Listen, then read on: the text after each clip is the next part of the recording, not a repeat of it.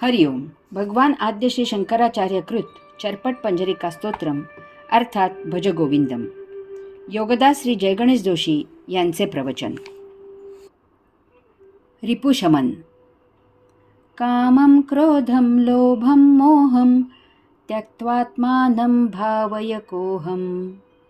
आत्मज्ञानविहीना मूढास्ते पच्यन्ते नरकनिगूढाः. काम, क्रोध, लोभ, मोह यांचा त्याग कर. आत्मस्वरूपाचा विचार करून मी कोण आहे हे जाणून घे. स्वतःची ओळख नसलेला मूढ नरकात हाल अपेष्टा सोसत पिचत राहतो. सर्वसाधारणपणे माणसाची अशी वृत्ती असते की जे त्याला नको असते ते तो दूर फेकून देतो किंवा त्याचा नाश करतो किंवा ते तो इतर कोणाला तरी देतो. अशा प्रकारे स्वतःला नको असलेले स्वतःपासून दूर करून माणूस त्यापासून स्वतः फारकत घेतो, स्वतःची त्यापासून सुटका करून घेतो.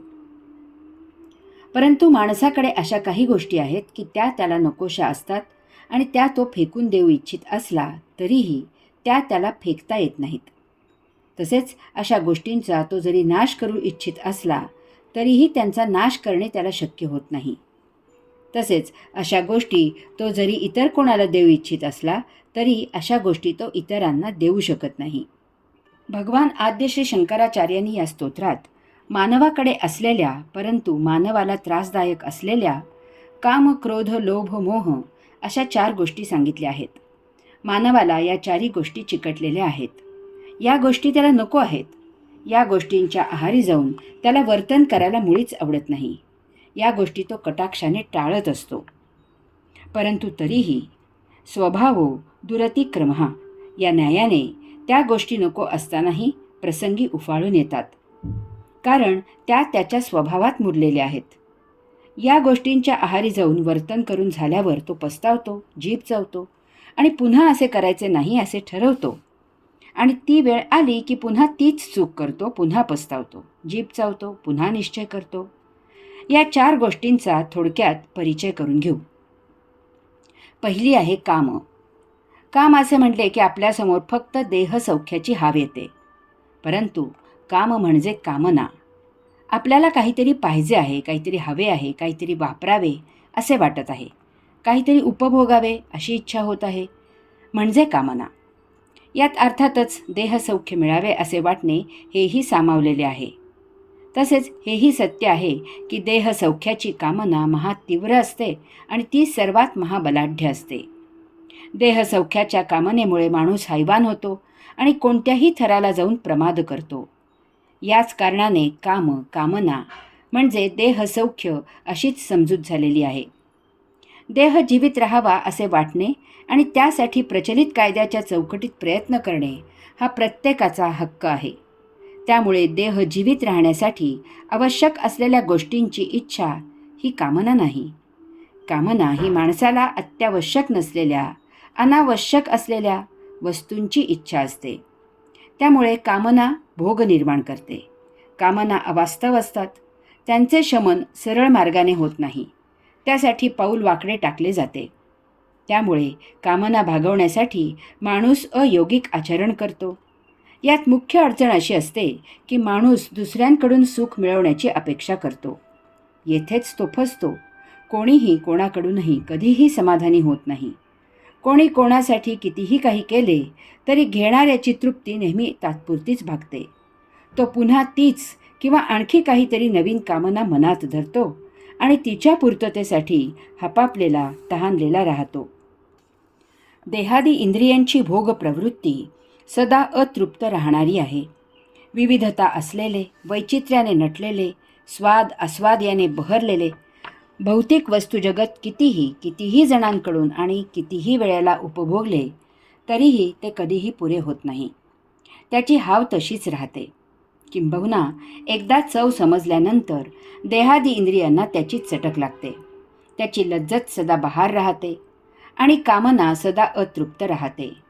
याचे कारण एकच आहे की सौख्यपूर्तीसाठी माणूस इतरांवर अवलंबून राहतो. त्यामुळे तात्पुरते सुख मिळते, परंतु अतृप्तीमुळे दुःख तसेच राहते. तो सतत सुखदुःख यात फेरे घेत राहतो. काही कारणांनी कामनापूर्ती झाली नाही की माणसाला क्रोध येतो. ज्याच्याकडून कामनापूर्ती व्हावी अशी त्याची इच्छा असते, ती व्यक्ती जर हक्काची असेल तर तो अशा वेळी क्रोधाने वेडापिसा होतो आणि सक्ती करून कामनापूर्ती करतो. तसेच अशा व्यक्तीकडून तो सतत कामना शमनाची इच्छा करतो. यात काही विघ्ने आली, अडचणी आल्या, प्रतिसाद मिळाला नाही की त्याला क्रोध येतो. एकतर तो आगपाखड करतो किंवा वड्याचे तेल वांग्यावर काढतो. ज्याच्याकडून आपली कामनापूर्ती व्हावी अशी व्यक्ती हक्काची नसली तर तो क्रोधी होतो, परंतु मनात चडफडत राहतो.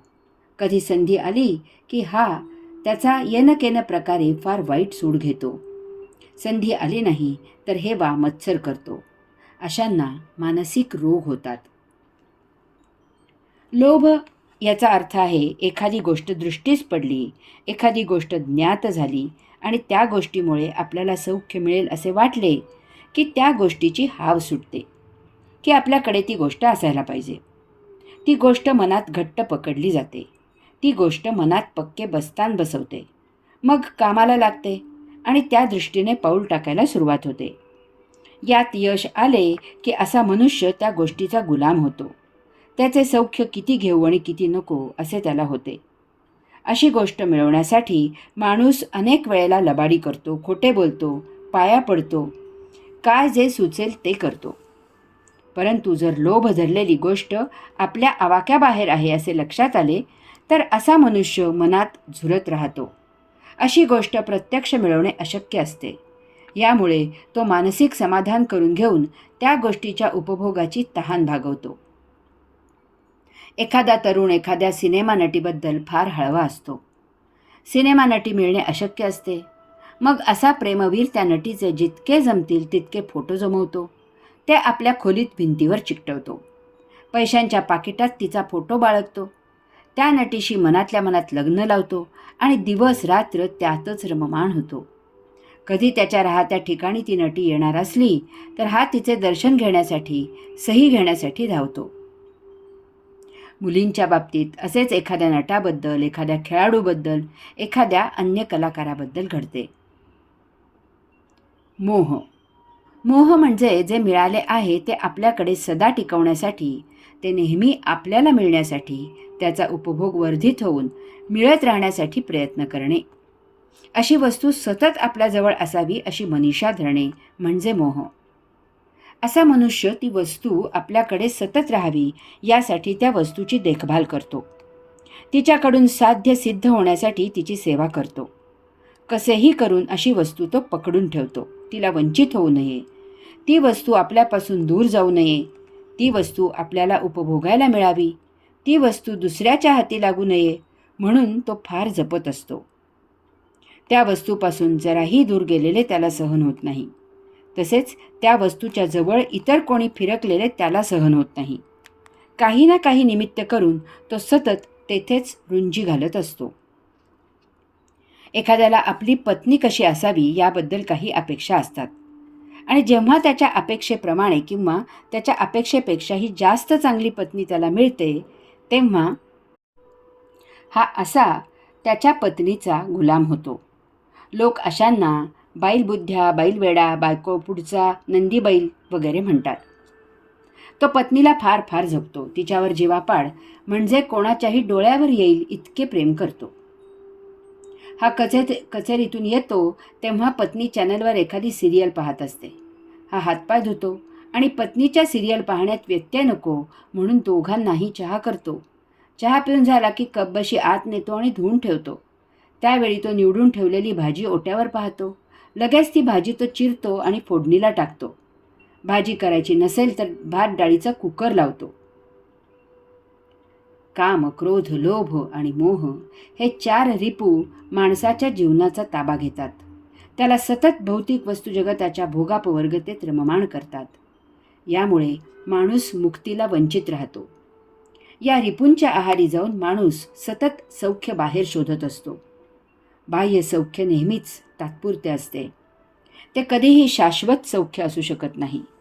त्यामुळे अशा सौख्याचा अंतिम परिणाम दुःख हाच असतो.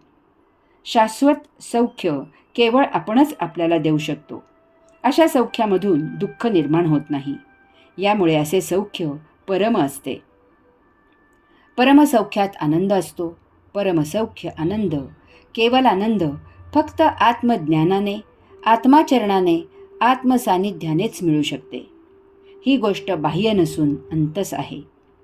आत्तापर्यंत माणसाने संपूर्ण आयुष्य या रिपूंच्या सांगण्यानुसार आचरण करून काय मिळवले आहे?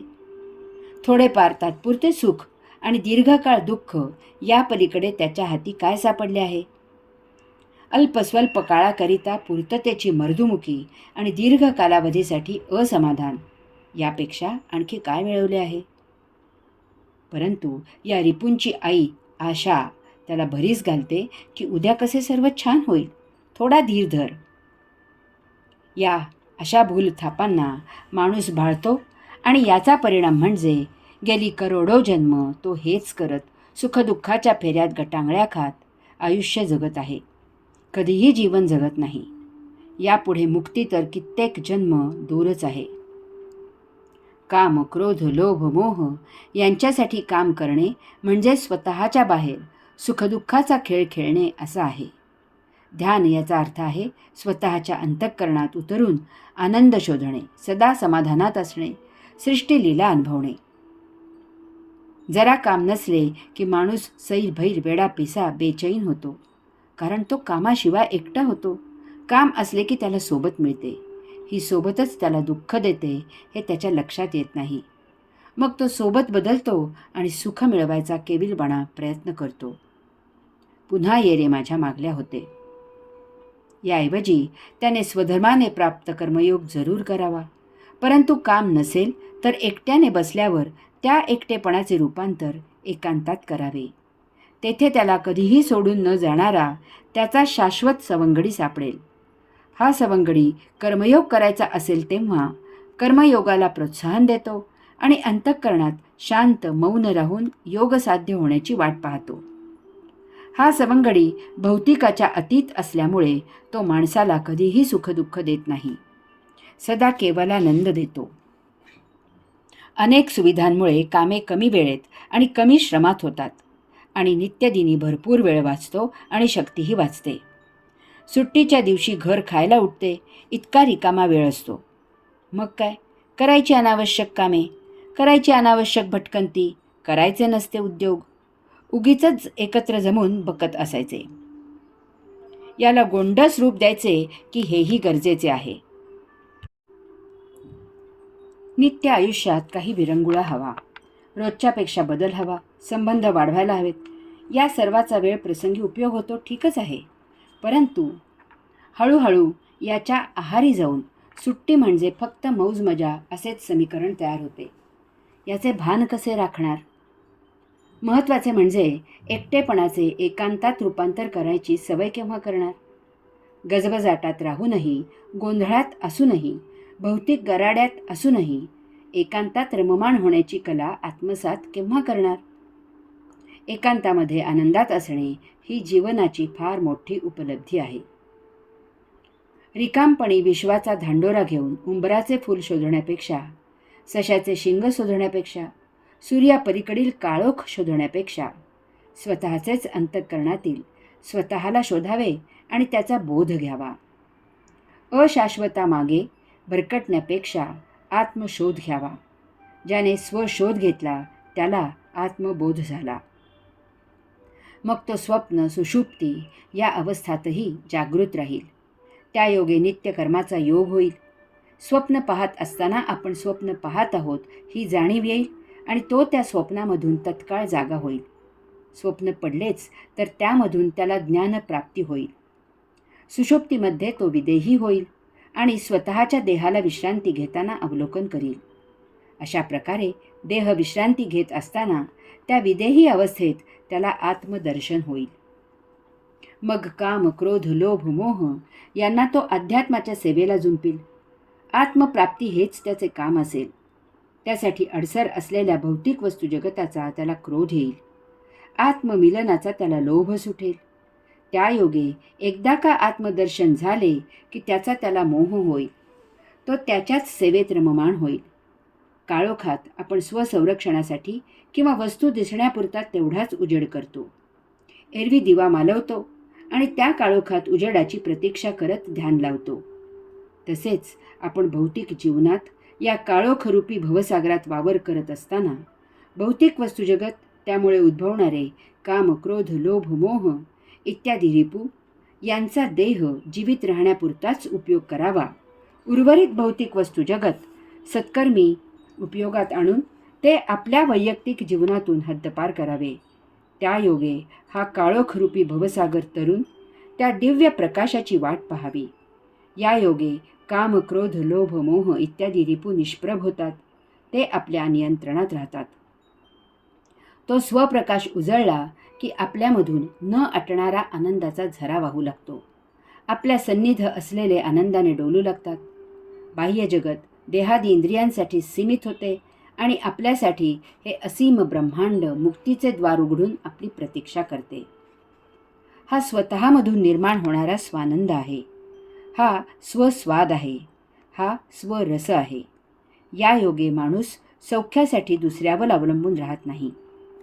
आयुष्यात कोणी साथी भेटले तर आनंद आहे, परंतु न भेटल्यास परमानंद आहे. दुसऱ्यावर अवलंबित न राहण्याची कला आली की तेथे रिपू उद्भवत नाहीत.